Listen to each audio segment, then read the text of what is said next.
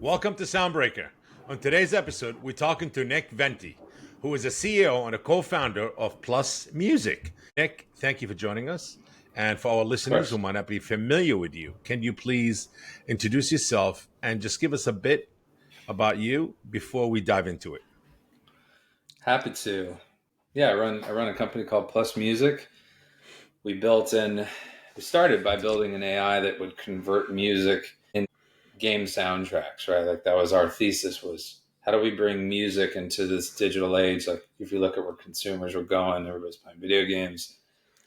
That was our thesis there. So I got there, but I went to school for history, got a degree in modern European history, American history. And then I joined a band with my brother and sort of never got out of the music side of things. Went from musician to building businesses in the music area and then, on to PlusMusic. It was a journey of making music, loving music, and then seeing the music industry like change right as I got into the music industry was this like the bottom of the music industry post Napster. I was like, what the fuck? What's happening? Like it was great because you could get every single song you wanted. Um, Bootlegs, live concerts, all kinds of stuff on the BitTorrent things out there, but obviously that had a big impact on the music industry because it didn't survive the change, right? Yes. Like to had that struggle with that change.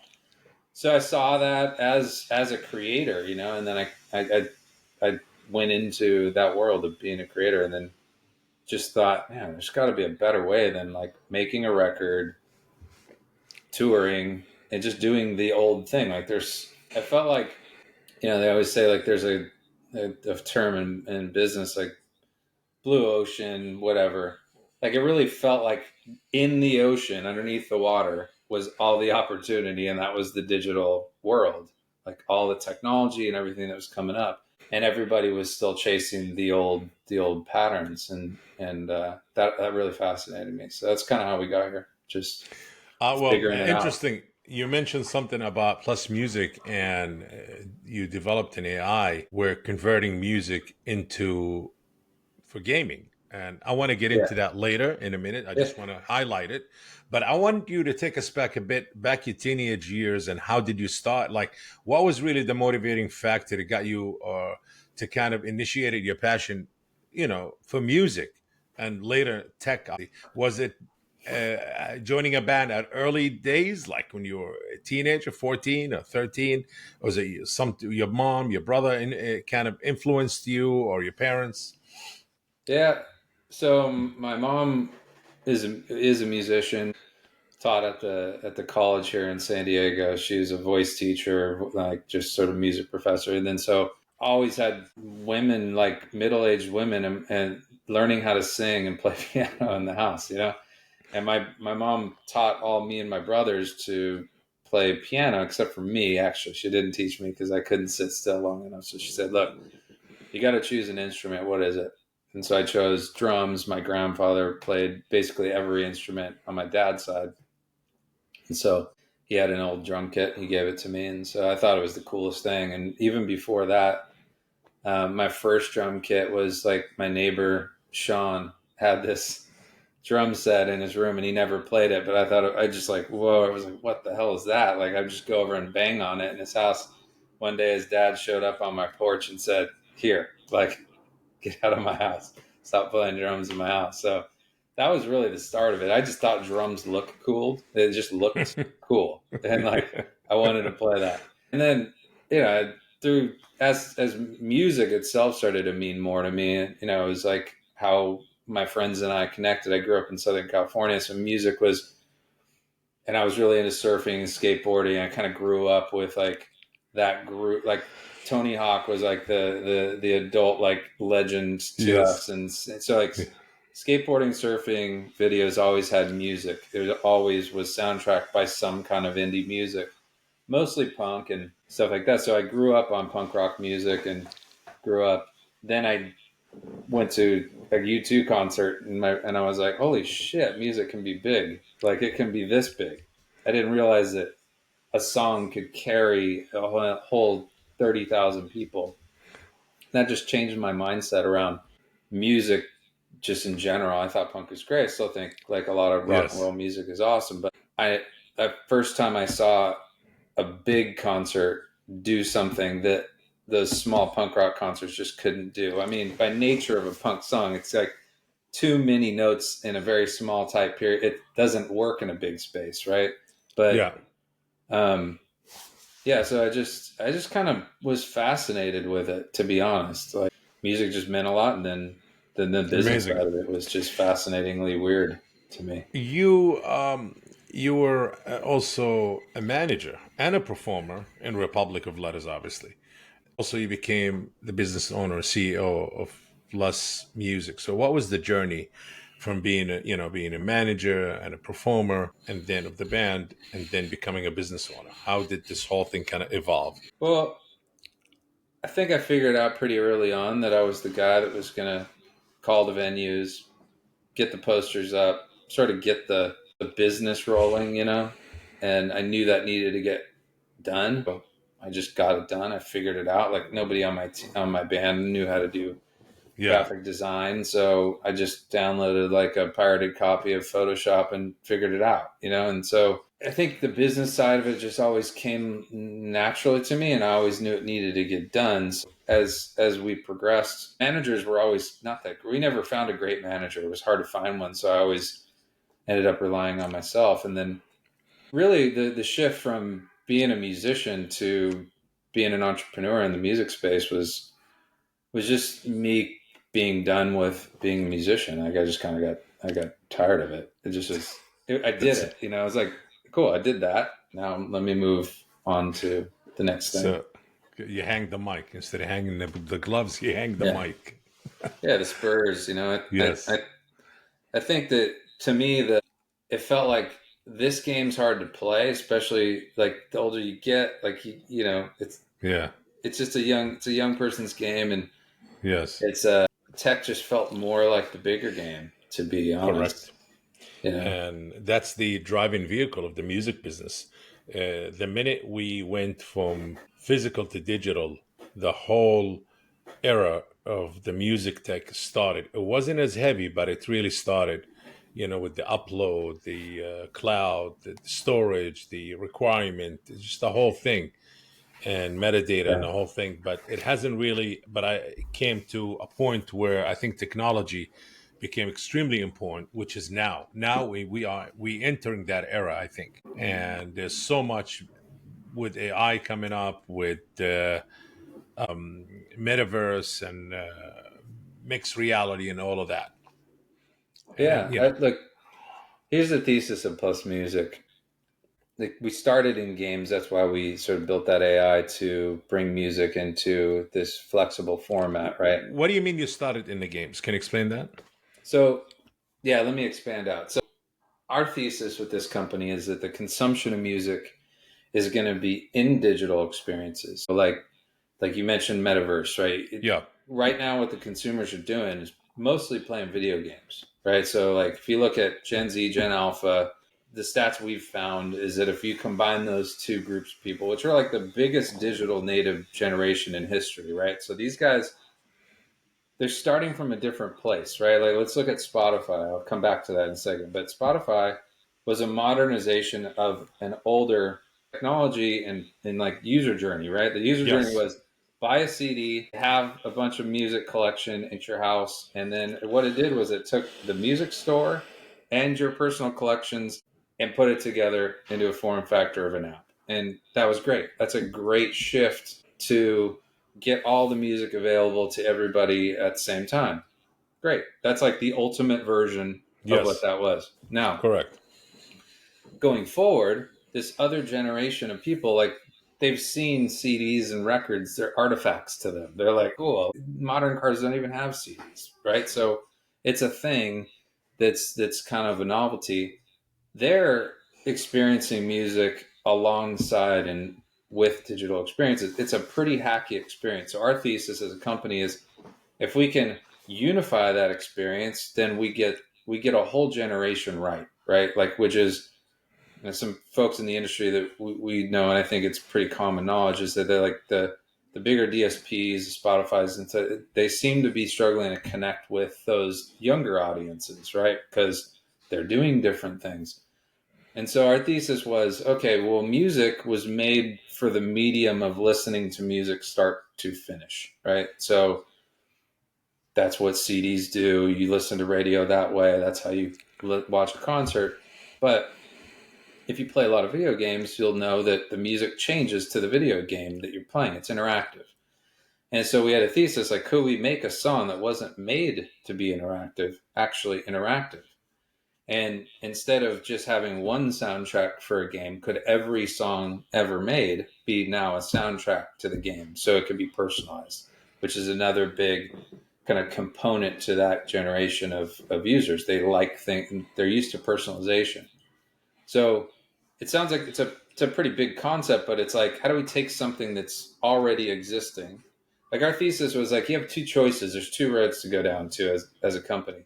We thought ours was pretty unique. Like, let's make something that already exists from the beginning of music, like recorded history to today and forward, or you can make new stuff that's derivative of those other things, which is Yeah, what Suno's doing with it. Like I think Suno's end product is rad, and we'll see yeah. what happens with that company and legal. Our thesis was like, there's going to be a shit ton of music no matter what, whether it's an AI making it or blended AI in person making it to the old schoolers who are just going to make their own music and record it, right? So all that music needs a new home. And where does that home live? Well, it lives with the next generation of consumers, and let's give those people, like, let's bring music to where they're at, not try to get them to do something that they don't do anymore. So that was like the general thesis of Plus Music, was that like there's a tectonic shift and we want to meet the people. That's a feature in Plus Music now. You know, it's like the adaptivity is a feature. It's more about connecting to games and being adaptive to that game and sort of building community around these games and the gamers that are doing it. And starting in games, your first question is, it's the most developed part of the digital like world at the moment. You know, there's Roblox, there's UEFN. Well, Roblox Those was are the beginning of metaverse. Like, really, it's right there. Roblox is the exactly, metaverse. exactly, yeah. And so as that develops, I think our thesis too is that those platforms don't really want the they don't want the burden of licensing all music and dealing with that. So our product is designed to just let the consumers carry their music into all those experiences with them, and that Oh, so being you're saying if I go, let's say I'm a gamer, which is I'm not. I go, I want to play a certain game. I'm not familiar in that world at all. So I want to play a game. So I'm able, while I'm playing, to insert the music that I like into exactly, the game itself. So because yeah, I know a lot of games come with music, correct? they And a do, lot yeah, of gaming companies, I wasn't aware of it, that they actually make their own music. They even they, hire big artists, they pay for it to create their own music. Like, for movies, like when they do a soundtrack for absolutely, movies. I yeah, wasn't aware of it. And they also have their own generative AI making their own music. They create their own studio music, they have their own generative AI music, and they also hire established, well-known artists to create albums or songs for their upcoming or games or whatever. yeah. So, Riot has its own music wing where they have avatar artists that they build out, and they've got a whole thing. A lot of that's because too for um, it's hard for game companies to be able to have the flexibility with marketing. They have music. If it's licensed from somebody else, then they have to deal with that licensing parameters initially, and they don't have the flexibility. So usually making your own music is a lot better for so them what are you as an saying is organization. a lot of these gaming companies got a bad taste in their mouth dealing with labels and artists and the attitude and all the how should I say, the steps they have to take, the hoops they have to jump over in order for them to get a song licensed. They're like, you know what, we'll just pay the artist or we'll make our Yeah, own studio yeah. Think music or about just the generative AI. performance, like PROs, right? Performance rights organizations. There's so many of them. Like if you're okay, there's nobody's ever wrapped it all up into one thing that you just Yeah. go pay, right? So Hmm. if you're a gaming company, then you have to take on the burden of understanding and navigating the music business, right? And so that's another. It's just another thing that slows it down for them. It's not that they don't want to have and include music. It's just it seems to me, and I'm speaking from anecdotal conversations I've had, but yeah, I mean, it's an interesting dilemma. I think of like at this moment in time. I mean, I haven't really described what Plus Music does. Like we'll talk about that in a second, but when it when you're thinking about this moment in time, we're at another moment that it's like there Hmm. was these big watershed moments. There was Napster, Pirate Bay at that moment. Now we're at this new moment, which is generative AI and everything going forward from here. So, we like everybody who has anything AI related and music got the Sony sort of warning letter, right? Hey, here we don't want you to be using our music. Don't train models on it. Here's just sort of a forward. It's just a like a sort of an advance notice that we don't Yes. know, but we're just letting you know now. But I think that's a really interesting conversation. It seems like the industry is a little warmer this time and trying to figure it out versus just like dropping the hammer with a bunch of legal cases. I think that there's like AI is more of a just a general disruptor in our culture going forward, right? Like Apple's just announced the sort of AI features and the combination of ChatGPT with the device and now like I mean essentially you're going to be living in a world where you have these virtual assistants that are just plugged into everything that you have. They're also going to know everything about you too. To be able to do Yes. that, you're going to have to trade Yes. something, right? You're trading Correct. your data again. And it's Yes. a new data exchange. The first one in Web 2.0 was your personal information for advertising. This time it's your personal information for training a model for making your life easier, but what's the after effect? We don't know yet, you know? Your habits, your dislikes, your personality, and all of that.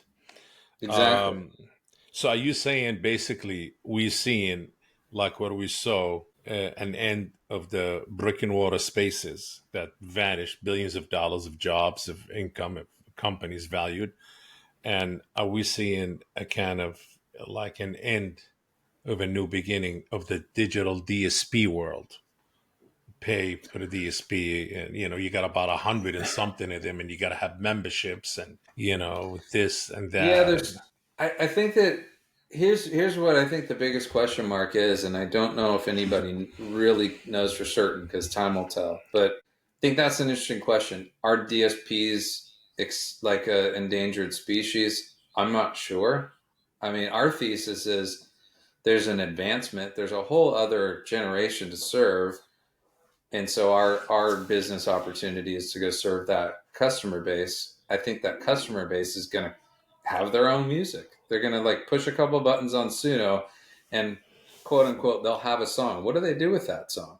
Like you yes, send it yeah, to a couple friends and that's it, right? yes, So it's whether they'll be fully digital artists or not, I'm sure there will be. I'm sure there's a pretty evergreen artist if you're going to build it up because that's like yes. kind of like more like the gorillas tactic where it's just cartoons and those cartoons never age technically, so you can have a much longer career.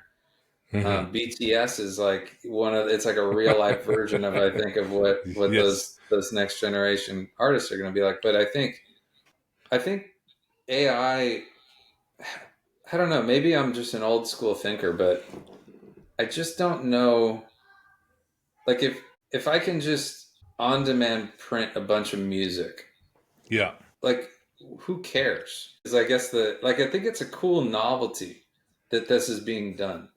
I think, it sounds like artists are using it very creatively right now. They'll go to Suno, they'll type in some parameters, they'll get an idea, they'll go take that and go make a song based on yes, some of this inspiration. And it's you're like, how are you going to track that, right? So, but I also believe that there's like a diminishing returns at some point. Like it's just AI is basically always going to be a derivative of. It hasn't advanced yeah. to the place where it's making something so new that you're wowed by it. You're just right Mm, now we're like, fuck, that actually sounds like a song that I could see somebody else writing. You know? Yeah, yeah, yeah. Right now, AI is following what we just our the old ways of doing things because that's what we custom and used to doing. There's nothing new. The only new thing I see is doing well, kind of new. It's just replacing certain services, tools, whether it's mastering, our creation, samples for producers, and that. Just I would say for tools for now. Is it a major disruptor? I don't think so yet. It hasn't. There's nobody came up with something like different. So all it's doing is replacing certain thing to enhance. I'm intrigued actually with your concept of your the company that you built, Plus Music, and what are you doing? And for our listeners and viewers, I'm sure it's just the whole idea of taking the music to the 3.332 billion gamers out there in the world and have them use your service to customize the music that they listen to while they're playing their favorite video games. Yeah, so what Plus Music's doing, imagine you're a gamer. Yeah. Like one one thing is that like almost half of Gen Z basically turns the music off in their game and then they play something else. And that's a pretty disconnected experience. So they're playing something. They got something going on and then they're playing their video game. There's also people with the Discord channel, they're piping in one Spotify stream, all their friends are listening at one time. Like there's just a bunch of hacks going on to create these experiences in and around games that are much more engaged with music than I think a lot of people realize. And we don't think the answer is doing one-off licensing so that we can get one song exposed into one game. Our thing is like, okay, they want a lot of things. So to put the sort of like to just hit the target of like, oh, it's these songs or this artist for this experience, it's not really the thing. And so if you're a gamer, you can just download our product. It's like a music player. And when you're playing League of Legends or Fortnite or any of these big Okay. games, we support about eight, it Okay. automatically connects to the game. It knows you're playing a game, and then it changes the music based on the gameplay that you have. So if you're just got killed, or if you just got hit, or boss moment or whatever, we have a number of triggers that changes the music based on what's happening in your gameplay. And so you can actually dial that up or you could dial it down. So as a user, sometimes like that can get pretty intense, or maybe you just want background music. And the other thing that you can do is remove different stems. So you can remove the vocal. You could just have drums and bass droning out of a song that you know and love, and just, that's all you want. So the experience is much more of a choose your own adventure, but also you don't have to do anything, and it just does stuff for you, and it's pretty cool. So, Um, but how does the AI system that it's in Plus Music, it kind of looks at your history of what you used to listening to while you're yeah, watching these games or playing these games and certain scenes. yeah. Just So trying we to. do. Yeah, so it's a good question. So the way to think about it is we've got a set of music. Like right now, we're close to 500,000 tracks. Right, we're And going and where you after got this music? Is it independent bunch music or is it bunch of or labels, independent artists, people that can clear all their rights and make that clean enough for us. We're not focused on the majors quite yet. We're focused yeah? on really high And quality indie stuff and indie labels. And what the app is allows you to choose the music you want to hear from our set of music, and then it automatically sort of adapts and connects to the game. We do our AI basically match makes between the song and the game, so that the user doesn't have to think about it at all. They don't have to do anything. They just but how would you know push what play. music the user likes? Because you said a lot They of them choose. they choose. Yeah, Okay. they get to choose. We're a new company, so we're in like that. Okay, 500,000 songs enough for proof of concept. Once we get a couple months down the road, we're already in discussions with a lot of the sort of And bigger companies. okay, and it's based when they choose, based obviously on genre and subgenre, not based on artists. Because if they are independent artists, they're not aware of, they don't know what to choose. Is it so the choice Some is it more focused on the actual style of the music, genre, subgenre, and all of that? Yeah, so you can, as an art, as a user, you can type in, give me songs like God of War. Give me songs like God of War is a game, right? You could say, I want something upbeat rock. And our AI also has all that information. So you can sort of text to playlists. You could just create Hmm. playlists like that. Hmm. Um, Hmm. and then we also highlight a bunch of artists that way too. It's just like, it's about discovery. We figured out that if you think about Spotify's journey, right, it's always been about delivering you music that you will like too, even if it's Yes. stuff you've never heard of. Yes. So, um, there's always going to be the people that just only want Beyonce, but I'll say from all the people that have, like, we're at 37,000 downloads of the app in the last like 4 weeks, 5 weeks, um, which is flattering. But no one's ever said, "Hey, when are you going to get Beyonce? When are you going to get all these other people?" They don't. That community doesn't seem to want that. So what they want is really cool stuff, and they Hmm. like to discover new music too. So that's also really interesting. But You yeah, know, no, I'm just saying, plus music, really, it's a great concept what you have. And I think you are tapping into the future. This is thanks. pretty Yeah, we interesting. are. Yes, I mean, you kind of establishing something that is the future, is the future. Absolutely. Good timing. I mean, obviously, your experience that you lived through the physical to the digital and now to what do we call it? The virtual. The virtual or mixed media or, Yeah, I you think know, it's. I think at the end of the day, and this is where we think it has the most scale potential, is that if you look at Steam, there's so many games. There's like 15,000 games or something like that on this platform called Steam, which is a distribution company for games. wow, And then distribution if you think company for about games. on UEFN all the different islands that are going to get created by people, there's just an infinite supply. Would you ever like do the old school um, editing for these ones? Yeah. It's just too slow of a process. Yes. So it definitely needs to be automated, and that's where we thought the AI had a lot of value, but also our hearts in helping creators get their music into places that doesn't normally get to. And so I also think we haven't got to this place where we're going to really get to building the community with artists to their gamer friends, but like that's in the very, very near future. But you don't need the big artists. You need engagement from artists. So if one artist has 100 fans and you give those 100 fans a way to engage outside of Instagram, and then you got something there. You got community engagement. So Correct. you don't Correct. if you can bring those artists, those fans, to that, to go Hmm. engage with that artist, then it doesn't really matter what else they find. They're going to find cool stuff, but Yes. what they're really going Yes. to get is a deeper engagement with the artists that they already like. And this is a new experience. So I'm going to go play Fortnite with Trey Aces or whoever, or is on the platform. Wow. That's pretty cool. Amazing. Without Amazing. I'm intrigued. Listen, was it self-funded, this startup plus music, or it's is it been bootstrapped, or you already had fundraisers or people kind of, We've done it uh, all. I mean, we put money in early to yeah. the product. We wrote our own patents. We've done VC funding. We've got a couple really strong venture companies behind us, and we've then put our own money into the company, and it's like Would it it's be been quite how the much journey. money?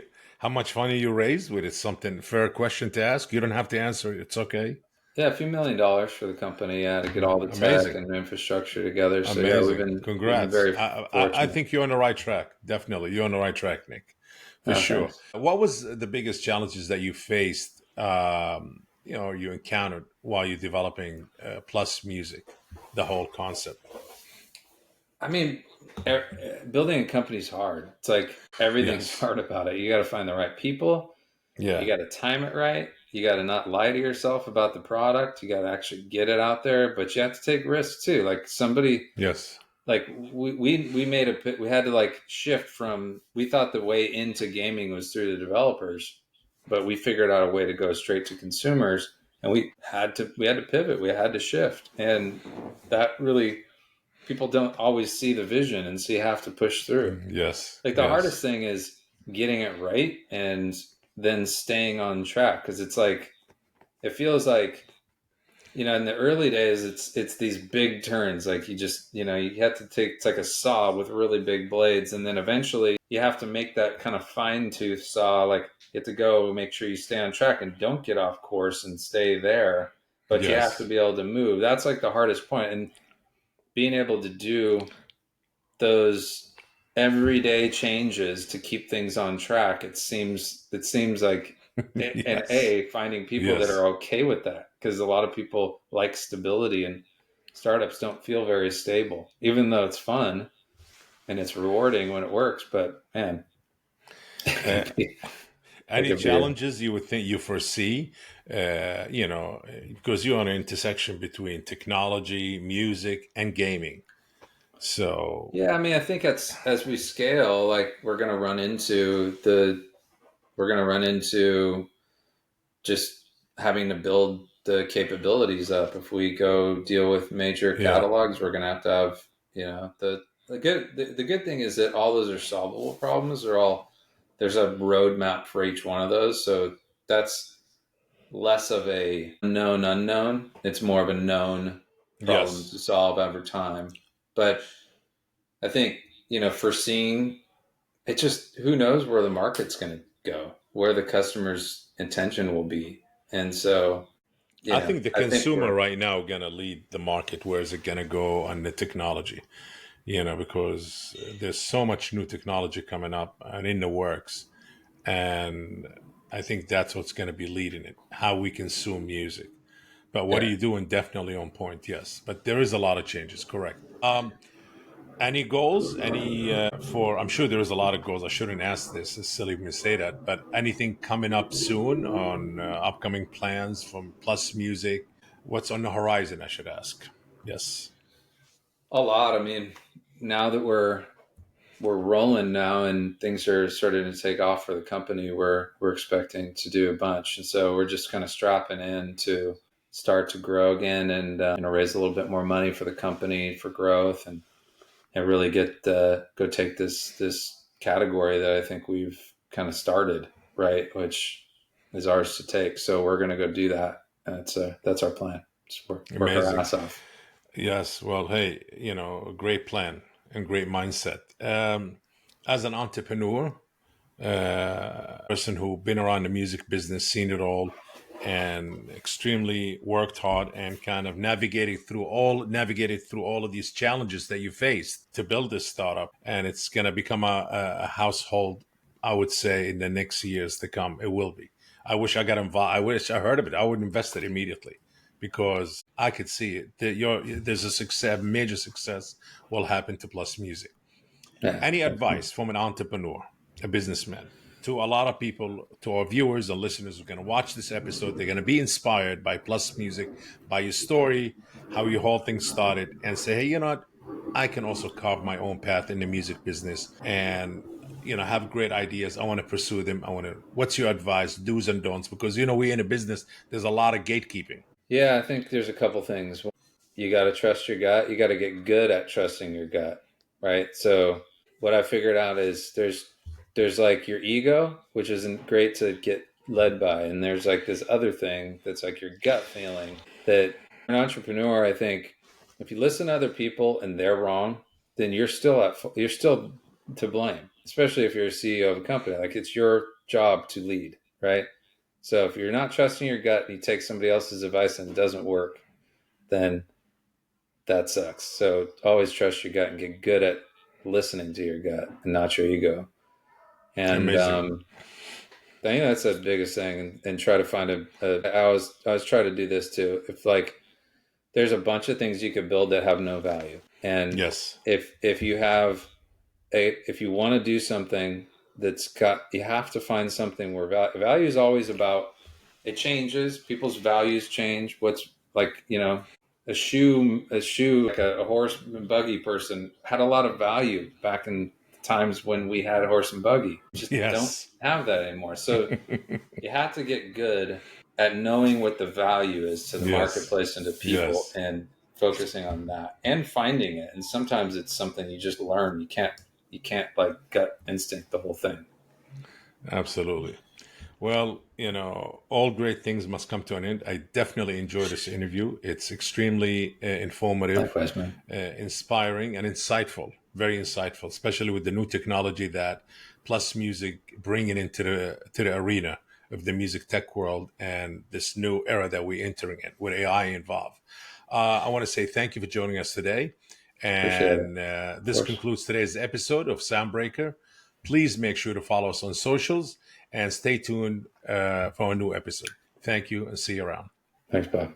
If you enjoyed today's episode, make sure to share the Soundbreaker podcast. And if you are joining us on YouTube, please like this video and subscribe to the channel. Until next time.